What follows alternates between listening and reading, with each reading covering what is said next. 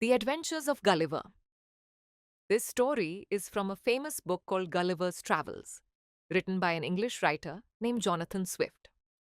The book is about a man named Gulliver who travels to many strange and imaginary lands. The part of the story we are reading is about Gulliver's trip to a land called Lilliput, Gulliver's journey and a strange new land. Gulliver was a surgeon who worked on ships and made many voyages. One day, in May 1699, he was sailing on a ship called the Antelope.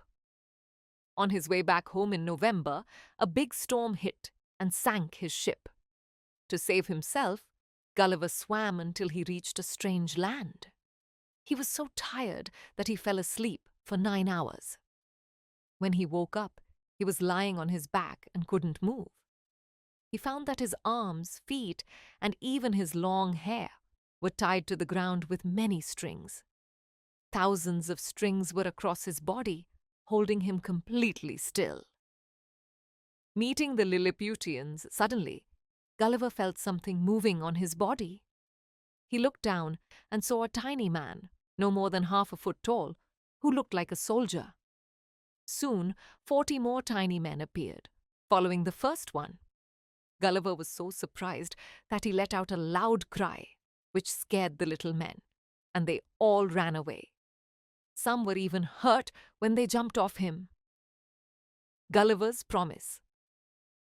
Gulliver tried to pull himself free, and he was able to get one arm and his head loose. This hurt him a lot because some of his hair was pulled out.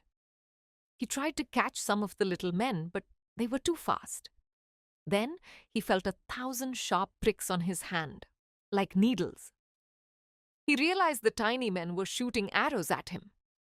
Gulliver was worried about his eyes, so he covered his face with his hand. He decided it was best to lie still and wait until night. He figured he could use his free hand to untie the rest of his body later. An important-looking tiny man stood on a platform and gave a speech. Gulliver guessed from the man's actions that they would not hurt him if he promised to be good. Gulliver used his own gestures to agree, and also to show that he was very hungry. The giant meal and the journey. The little people, called the Lilliputians, brought him food. The bread was as small as bullets, so Gulliver ate 2 or 3 loaves at a time. The Lilliputians were amazed at how much he could eat and how quickly. They were no longer afraid of him and even danced on his body. Gulliver, remembering his promise, didn't try to catch them, even though he could have easily. He was surprised by their bravery. Later, the Lilliputians took Gulliver to their city. They made a giant cart by joining many smaller ones together. It took 900 men and 3 hours to get him onto the cart, which was pulled by 1,500 of the king's horses.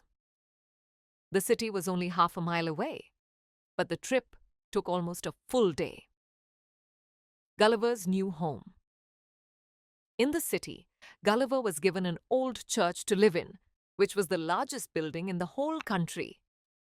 The door was 4 feet high and 2 feet wide, so he had to get on his hands to go inside.